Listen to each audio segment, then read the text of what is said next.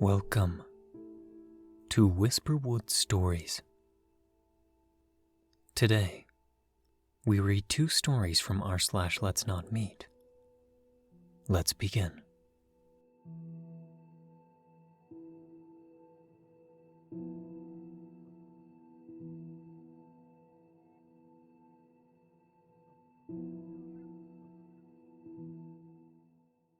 Our first story is from EXCUseYouHWAT. I'm confident I would have become a missing persons case. To better paint the picture, here's a description of myself at the time of this incident, 3 years ago. 5'5", 26-year-old woman. Medium-length bleach blonde hair. Curvy 175 pounds wearing black high-waisted tights and a pink crop top. 3 years ago, I was walking home late at night from my friend's house.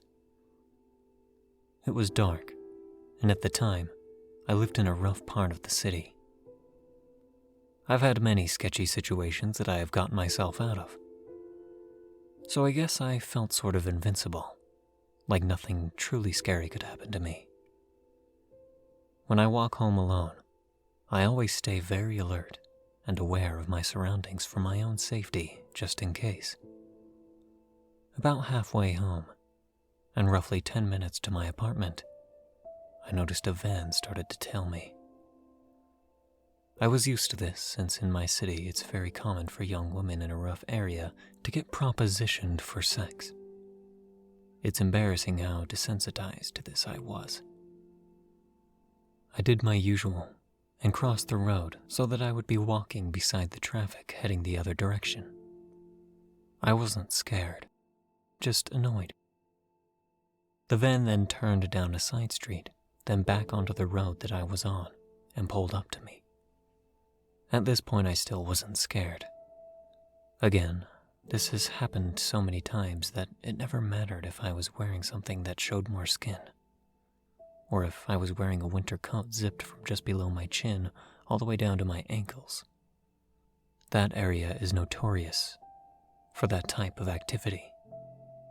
I decided to be firm and told the person sternly, "I'm not interested." I noticed there were 2 men in the van. They looked almost identical and may have been twins or brothers.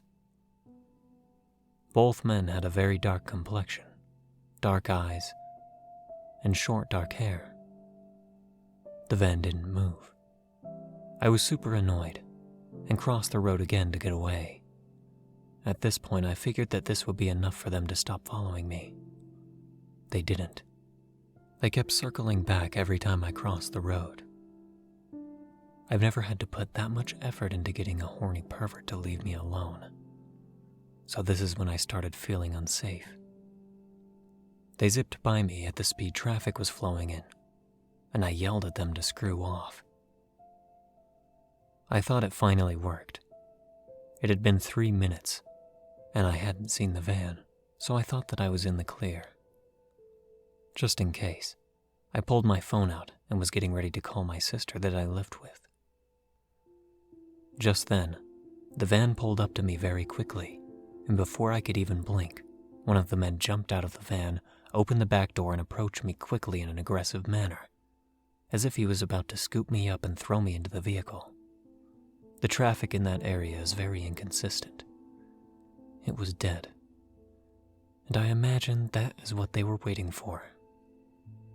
Just as the man was about to place his hands on me, I tilted my phone and said, "You're being filmed in my live video chat. I gave my friends your license plate number and the police have been notified." I was so scared, but I didn't let that show. I stayed as calm as I could. The man paused like he was considering if I was bluffing or telling the truth, so I tilted the phone more, as if to give the fake audience a better look at him. He then jumped into the van and they sped off. I have never been the same since that night. I'm afraid of walking alone now, even in the daytime. Stay safe out there. 2 creeps in the van. Let's not ever meet. I hope karma finds you both soon.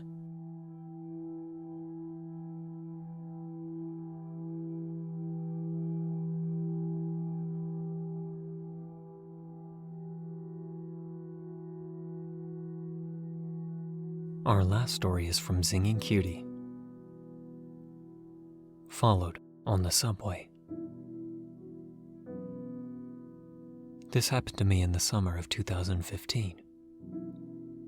I was dating a guy who lived in the city, and I was living at home at the time in the suburbs. Neither of us had a car.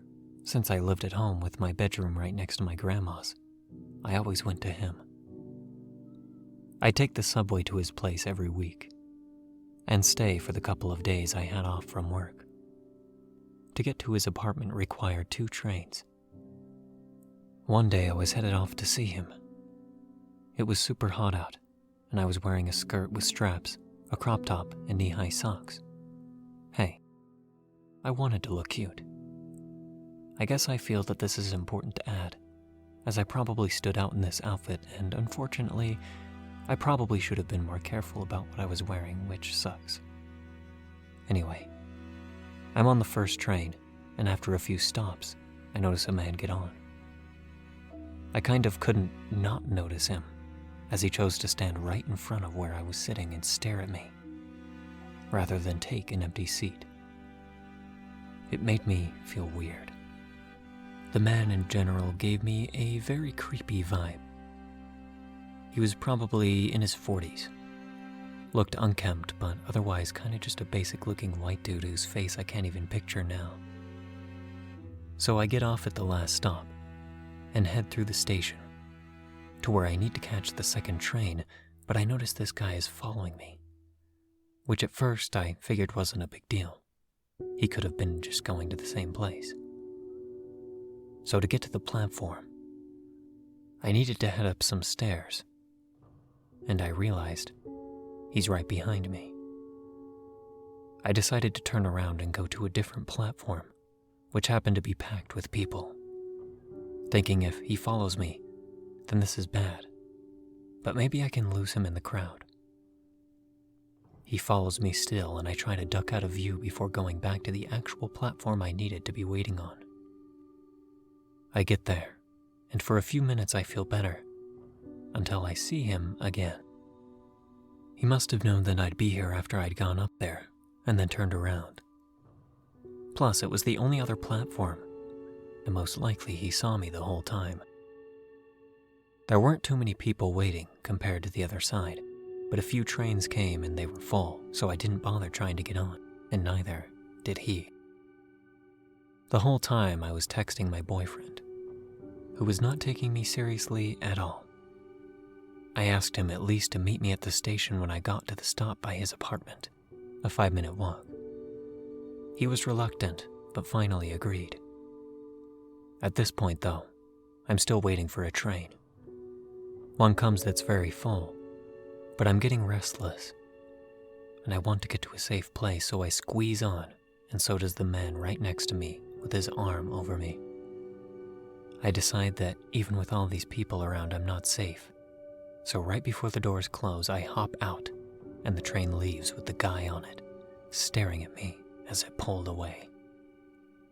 I waited a few more trains to come and go, worried the guy would be waiting for me at the next stop or something. I got on a train, finally, paying attention to everyone who got on at each stop. He never did, and I made it to my stop greeted by my boyfriend, who seemed put out by having to walk over. He is an ex-boyfriend, and was generally kind of a jerk. I'm really proud of myself for getting off that train at the last second. I don't know how much danger I was in, but I know that the man was following me and definitely wasn't for any wholesome reason. Despite being in public, I feel like if he had tried anything, no one would have done anything. And I am a very small and not strong person. Okay, well, thank you for listening.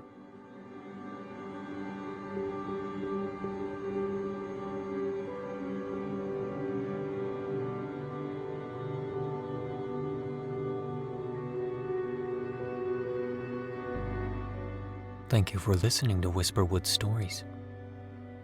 If you enjoyed, don't forget to comment, like, and subscribe down below. Do you have a story that you'd like me to read here? Consider commenting or sending it to whisperwoodsubmissions@gmail.com. The stories in this video were read and slightly altered with the author's permissions. Thank you again for listening, and be sure to check out the original Reddit posts. Stay tuned for the upcoming project, and don't let the shadows get too close.